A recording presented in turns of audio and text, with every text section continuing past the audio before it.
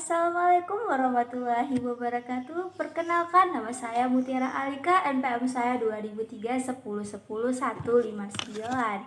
Nah, di sini saya akan melaksanakan tugas yang mana telah diberikan oleh dosen saya mengenai hukum ketenagakerjaan. Sebelumnya, kita harus ketahui dulu bagaimana sejarah ketenagakerjaan seperti zaman perbudakan, kerja rodi, dan penulis Santie. Nah, di zaman perbudakan adalah suatu peristiwa di mana seseorang yang disebut budak melakukan pekerjaan di bawah pimpinan orang lain, dan para budak pun tidak bisa menentang karena tidak mempunyai hak apapun, baik itu hak atas kehidupannya. Nah, para budak di sini hanya memiliki kewajiban untuk melakukan pekerjaan yang diperintahkan oleh tuannya.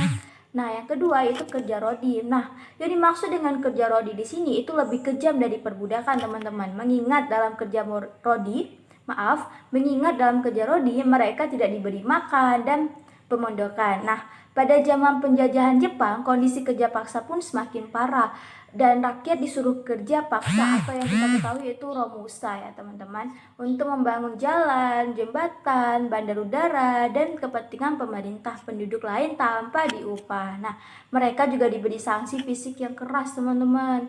Bahkan juga mereka dalam situasi tersebut ada yang para buruh jatuh sakit, bahkan meninggal dunia di lokasi pekerjaan.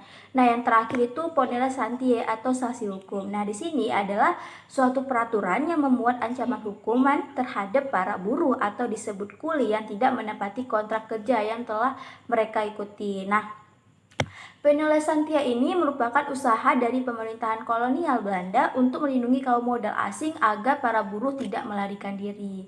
Nah, mungkin sekian dulu tentang sejarah ketenagakerjaan. Kita akan lanjut ke hukum ketenagakerjaan. Kita akan masuk ke tujuan dari hukum ketenagakerjaan yang dikaitkan dengan fungsi negara. Nah, sebelumnya kita harus ketahui dulu bahwa hukum ketenagakerjaan atau perburuhan yang pada mulanya masuk dalam kategori hukum privat, teman-teman, atau perdata dalam perkembangannya telah mengalami pergeseran, sebab pada kenyataannya bidang ketenagaan kerja ini sudah memulai bergeser dalam wilayah hukum publik. Hal itu karena adanya keterlibatan negara berkaitan dengan masalah perburuan atau ketenagakerjaan. Negara juga mempunyai peran penting dalam memelihara dan meningkatkan kesejahteraan rakyatnya, terutama di bidang perburuan atau ketenagakerjaan sebagai suatu amanah dari konstitusi. Nah, tujuan dari hukum ketenagakerjaan itu sendiri yaitu mewujudkan pemerataan kesempatan kerja dan penyediaan tenaga kerja yang sesuai dengan kebutuhan pembangunan nasional dan daerah, memberikan perlindungan kepada tenaga kerja dalam mewujudkan kesejahteraan, kemudian meningkatkan kesejahteraan tenaga kerja dan keluarga. Jadi saya akan bahas tentang para pihak yang dikaitkan dalam hukum ketenagakerjaan. Sebelumnya, para pihak ini diposisikan untuk mencapai tujuan yang sama dalam ketenagakerjaan. Perlunya kerjasama para pihak dalam merealisasikan tujuan hukum ketenagakerjaan sebagaimana Undang-Undang Nomor 13 Tahun 2003 tentang Ketenagakerjaan.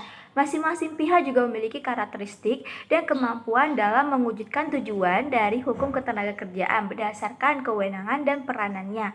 Nah, pihak-pihak yang terkait dalam hukum ketenagakerjaan ini sendiri tidak hanya pekerja atau buruh dan pengusaha atau majikan saja, melainkan juga ada badan-badan lain seperti organisasi pekerja atau buruh, organisasi pengusaha atau majikan, badan-badan pemerintah, dan lembaganya itu seperti serikat pekerja atau serikat buruh, SP atau terakhir SP. Kita akan membahas, pasti teman-teman udah pada nanya nih, pasti bingung ya, bagaimanakah mekanisme penentuan upah minimum provinsi atau kabupaten yang berlaku saat ini dalam hal perusahaan tidak mampu membayar upah minimum karyawannya. Apakah ada mekanisme mengenai tata cara penangguhan upah minimum dan sanksi apa yang akan diterima perusahaan bila membayar upah lebih rendah dari upah minimum?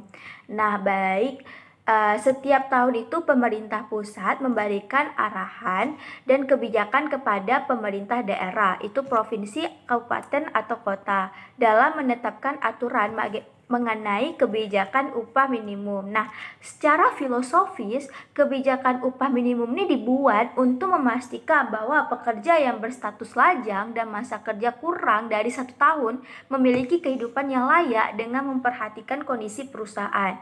Nah, serta pertumbuhan ekonomi di daerah. dengan arahan dan kebijakan pemerintahan pusat, pemerintah daerah baik itu provinsi, kabupaten, atau kota, kemudian menetapkan upah minimum berdasarkan kondisi ekonomi dan ketenaga kerjaan, di mana variabel yang dijadikan pedoman adalah paritas daya beli, tingkat penyerapan tenaga kerja, dan median upah dengan bersumber pada data yang berasal dari lembaga yang berwenang di bidang statistik. Nah, upah minimum juga dapat ditetapkan dengan kesepakatan bersama antara pengusaha dan pekerja. Nah, dengan ketentuan besaran upah ini tidak boleh kurang dari yang ditetapkan oleh pemerintah.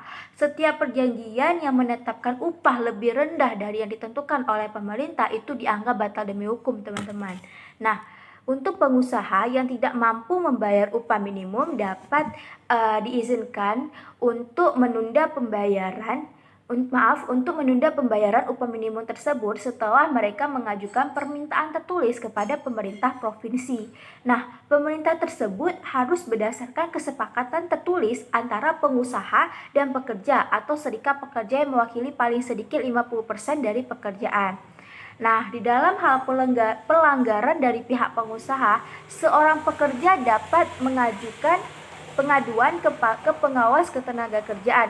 Undang-undang yang memberikan sanksi pidana, namun Undang-Undang Ciptaker 11 tahun 2020 Junto PP 36 tahun 2021 mengubah ketentuan dalam Undang-Undang Ketenagakerjaan 13 tahun 2003 dengan menghilangkan ketentuan pidana membayar upah lebih rendah dari upah minimum. Pada aturan lama, membayar upah di bawah upah minimum merupakan tindak pidana kejahatan dan perusahaan dapat dikenai sanksi pidana penjara paling singkat 1 tahun dan paling lama itu 4 tahun, dan atau denda paling sedikit itu 100 juta dan paling banyak itu 400. Terima kasih untuk semuanya dan terima kasih juga untuk Ibu. Sebelumnya saya minta maaf apabila ada kesalahan dan semoga Ibu menyukai video yang telah saya buat. Terima kasih. Assalamualaikum warahmatullahi wabarakatuh.